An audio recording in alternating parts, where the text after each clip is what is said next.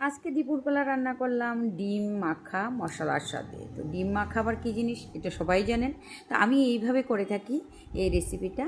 তো প্রথমে ডিমগুলোকে ভালো করে সেদ্ধ করে মাঝখান দিয়ে অর্ধেক করে নিয়েছি, নিয়ে একটা প্লেটে অল্প ময়দা নিয়ে তার সাথে নুন আর হলুদ দিয়ে একদম হালকা করে জাস্ট কুসুমটা যেদিকে এইদিকে একটু হাত দিয়ে জাস্ট ট্যাপ ট্যাপ করে লাগিয়ে, যাতে কুসুমটা খুলে না আসে, একটু আঁকড়ে ধরে।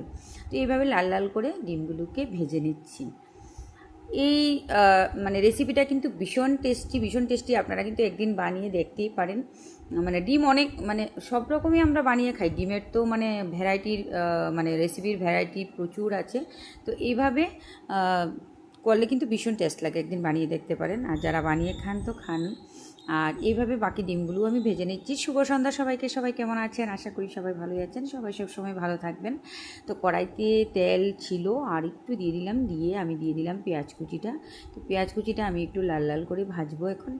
মানে ততটা ভাজবো না, একটু মোটামুটি ভেজে নেব। তার সাথে নুন দিয়ে দিলাম। তো নুন দিয়ে আর একটু ভেজে নিচ্ছি। ভেজে তারপর দিয়ে দিলাম এখানে একটা পেঁয়াজ, 3-4 কোয়া রসুন আর একটু আদা অল্প করে দিয়েছি, নাহলে তেতো লাগবে। আর দিয়ে দিলাম কাঁচা লঙ্কা।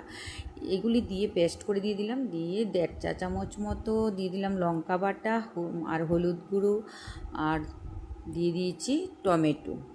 আর কিন্তু আমি জিরে ধনে কোনো মশলা দেব না, এটা এমনিতেই টেস্ট হয়। তো মশলাটাকে যত কষাবো ততই টেস্ট হবে। দিয়ে দিলাম গরম মশলা।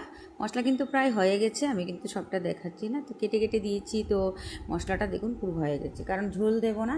মশলাটাকে চারদিকে আমি কড়াই চারদিকে ছড়িয়ে দিয়েছি। দিয়ে ডিমগুলো এখন আস্তে আস্তে সাবধানে দিতে হবে।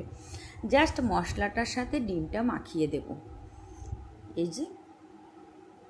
আর যখন এটাতে জল পড়ে যাবে তখন টেস্টটা আবার আলাদা হয়ে যাবে। আর জল ছাড়া এটা কিন্তু একরকম টেস্ট, ভাতের সঙ্গে বা পোলাওর সঙ্গে খেতে কিন্তু ভীষণ ভালো লাগে। তো বাকি ডিমগুলোও দিয়ে দিলাম, দিয়ে জাস্ট আলতোভাবে একটু ডিমটাকে একটু মশলার সাথে মিশিয়ে দেব। বাস হয়ে গেল।